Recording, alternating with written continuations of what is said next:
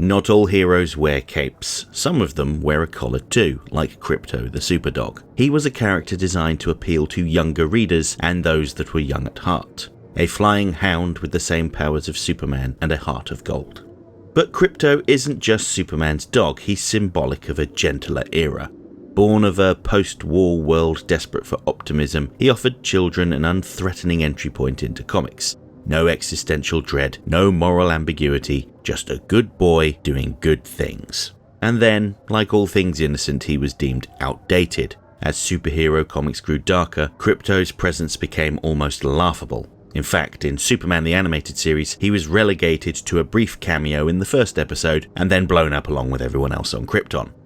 However, that isn't the only time he appeared in the DC Animated Universe, and his second appearance was far sadder than it had any right being. But before I get to that, let's talk about the comic book origins of Krypto. When Superman debuted in 1938, he was the defender of everyday people, fighting against social injustice. His comic book sold very well, with millions of children reading his adventures each month. However, as his significance to American pop culture increased, it meant more scrutiny from adults. In the United States, concerned parents arranged for comic book burnings and forbade their children from reading them, which made them all the more popular. Things went as far as Senate hearings about the harm comics can do to children. In order to placate the regulators and angry parents, comic book publishers implemented their own comic code authority, who would ensure that the content was suitable for all audiences. One of the characters to spring out in response to the moral scrutiny was Superboy. His comic books were very popular because kids enjoyed reading about a peer with superpowers. This allowed them to identify with him more. And as part of this softening of the comics, DC introduced Krypto the Superdog in Adventure Comics number 210, published in March of 1955. This comic revealed that Krypto had been the test subject of Jor-El, mirroring man's own early exploration of space by sending animals up in rockets. Krypto's rocket had been knocked off course by an asteroid, and he had been left floating in the void of space for years, and now he found himself on Earth. Initially, he was mistaken for a regular stray, however, he was anything but. He escaped from a dog catcher, disrupted a bank robbery, and used a gun as a chew toy. He was a good-hearted boy, but he was mischievous. Not through malice, though, he just didn't realise his own strength.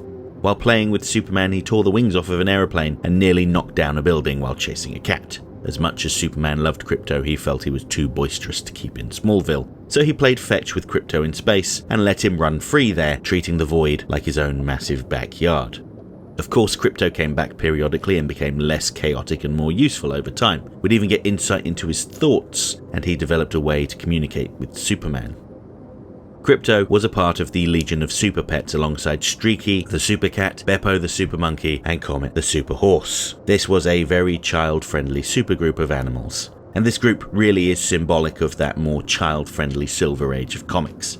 There was nothing even remotely objectionable in their stories. These were the kinds of stories that young children could read and enjoy without anyone worrying about the impact it might have on them. However, in the 1970s, when the rules of the Comics Code Authority were loosened to allow more horror and fantasy stories, characters like Krypto were used less frequently. And then, in a story called Whatever Happened to the Man of Tomorrow, published in 1986, writer Alan Moore told the tale to end this era of Superman, ahead of the big continuity reset that followed Crisis on Infinite Earths. In this story, Superman's identity was revealed to the world, and his life fell apart. Many of his friends were killed, and his Fortress of Solitude was attacked by his enemies, who had banded together to bring an end to the Man of Steel. It's here that Krypto made his final pre-Crisis appearance. When the Kryptonite Man broke into the Fortress of Solitude with the intent of killing Superman, Krypto valiantly defended their home, tearing his throat out, even though the Kryptonite Man's radiation was lethal to him too. Krypto chose to sacrifice himself to protect Superman and Lois Lane. It was a sad and grim end for this once bright symbol of a nicer time, and I can sort of see why Alan Moore disowned his grim and gritty work for DC in the 80s. Once continuity was reset, for the first time, Superman's world was streamlined. There were no other Kryptonians. He had never been Superboy in Smallville. A lot of the Silver Age contrivances, like Lex Luthor as his childhood neighbour, were stripped away. There were no superpowered pets. Everything was stripped back to the bare essentials. But that didn't mean that the idea of Krypto was completely abandoned. Following Superman's death at the hands of Doomsday, the world mourned for him. As a consequence, Superman's self-proclaimed biggest fan, Bibbo Bobowski, decided to step up and do more for his community. When distributing food to the needy, he came across a weeping elderly woman who had just drowned her litter of puppies because she couldn't afford to care for them and wouldn't watch them starve. Without thinking, Bibbo dived into the waters and retrieved them, but only one dog survived. Bibbo took the dog in and decided to name him Krypton in honor of his fallen hero. However, when the dog tag engraver tried to charge him more money because Krypton was more than 6 letters, Bibbo socked him in the mouth and decided that the dog's name would be Krypto instead. Now, Krypto was just an ordinary dog without any powers, but he found his way into the care of the new Superboy Con-El and his supporting cast. The creative team took every opportunity they could to reference his Silver Age past, like when he was launched into the air with a red rag trapped in his collar while Superboy fought the parasite. And the dog dreamed of being a super-powered hero. Fortunately, Superboy's telekinetic friend Dubelex cared about the dog and helped indulge his fantasies.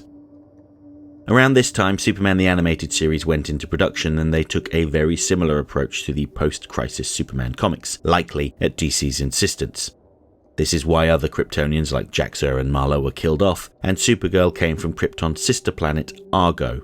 But they couldn't resist making a reference to the Dog of Steel. During the bold and ambitious first episode, The Last Son of Krypton Part 1, we spend the entire episode looking at the life of Superman's parents, Jor-El and Lara, in the last days of Krypton. And who do we see in the background with baby Kal-El? A puppy named Krypto.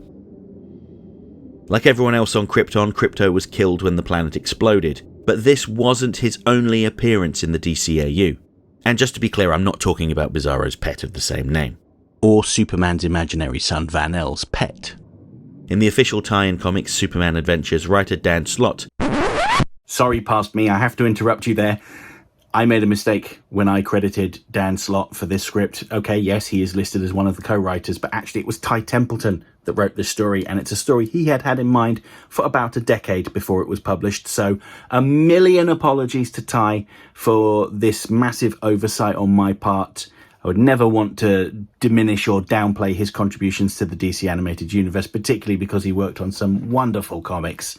Batman Adventures, Batman and Robin Adventures, Gotham Adventures, Batman Adventures Volume 2, Batman The Adventures Continue, the list goes on. Anyway, a million apologies, Ty. Back to the video. Penned a tragic and heartbreaking story that brought Krypto to Earth temporarily in the present day, thanks to some time-travelling shenanigans by the interdimensional misfit, Mr. Mxyzptlk. I made a video a while back about him, but if you haven't seen it, then the quick and dirty summary is that Mxy is a being from the 5th dimension who can manipulate reality however he sees fit. And his favourite pastime is tormenting Superman, someone who has the power to actually challenge him. After being defeated by Superman several times, Mxy issued the ultimate challenge. If Superman could beat him, he swore to never bother him again. Surprise, surprise, Superman outsmarted him, and Mxy was forced to comply. However, Mxy had a very limited definition of leaving Superman alone. Sure, he couldn't attack him directly, but he argued that he never said anything about persuading other people to do his dirty work. With this loophole in mind, Mxy turned Bizarro against Superman and caused chaos. However, the Council of the 5th Dimension were sticklers for the rules, and they decreed that Mxy's loophole was invalid. He had broken his word, and he would be punished. He was sentenced to spending 90 days without his powers, and was forced to do good deeds, like distract Bizarro and Krypto. Superman Adventures 40 picks up a short while later, with Mxy in the 5th Dimension frustrated at this restriction. He's desperate to go back to his old ways, but the Council has forbidden him from interfering with Superman and placed him on indefinite parole.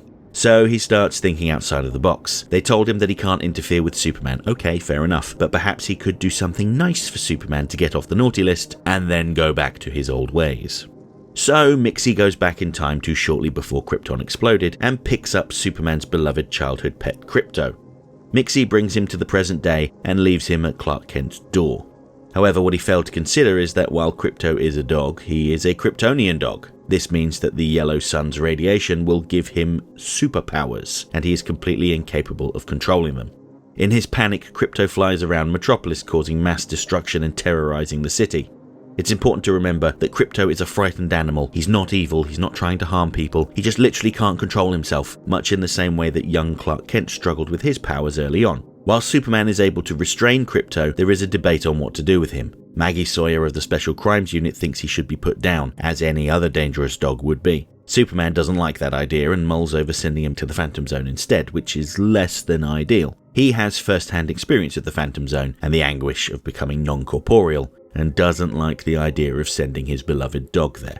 It's at this point that Mxyzptlk arrives and asks Superman how he's enjoying his gift. When Mxyzptlk explains what he had done, Superman is outraged.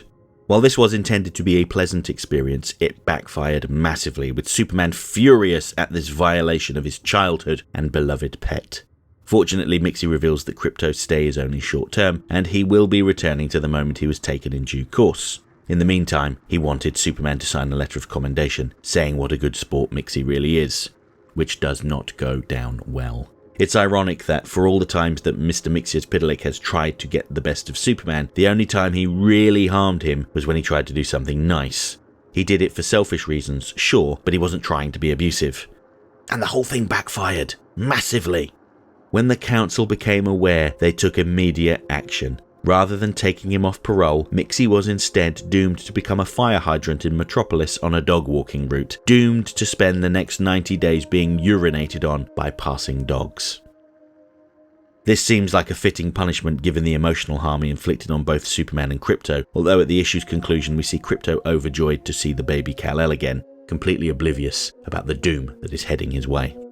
Now, I know that some don't consider the tie-in comics as canon, but my default position is that the comics that were published around the time the show came out count, unless they contradict the shows. If they were by people that worked on the show, they count, no questions asked. Dan Slott and Ty Templeton may not have worked on the show, but there's nothing here that contradicts it, so in my mind, it's valid.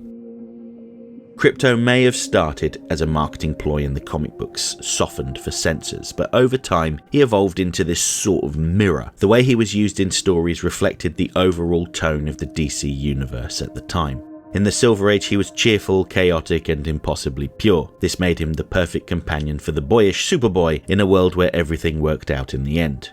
But when the tone shifted, so did Krypto. He became a casualty in a collapsing continuity, mourned, reimagined, and sometimes forgotten. That's what makes his appearance in the DC animated universe so fascinating, a universe built on emotional realism, careful storytelling, and often heartbreaking tragedy. In this universe, Krypto became a living memory, a symbol of forgotten love, displaced innocence, and the cost of impossible power. Which is ironic, really. He was meant to be a gift, something to endear Superman to Mr. Mxyzptlk. Instead, he reminded Superman how much he'd lost, and that sometimes there are no happy endings. Okay, that's it for this week's essay. If you liked the video, don't forget to like, share, subscribe, leave a comment, tell all your friends about me. You know how YouTube works. If you really enjoyed the video and have the means, please consider making use of the thanks button to send a buck or two my way, because every little helps. I offer channel memberships for $1.99 a month. This will get you early access to my weekly video essay, priority responses to your comments, members-only videos, custom emojis, and an icon on your profile indicating that you're one of my people. And special thanks to my channel members. Everyone who was a member at the time of this video's creation is listed on the screen right now. If you want to see your name amongst all these wonderful people, join the channel now.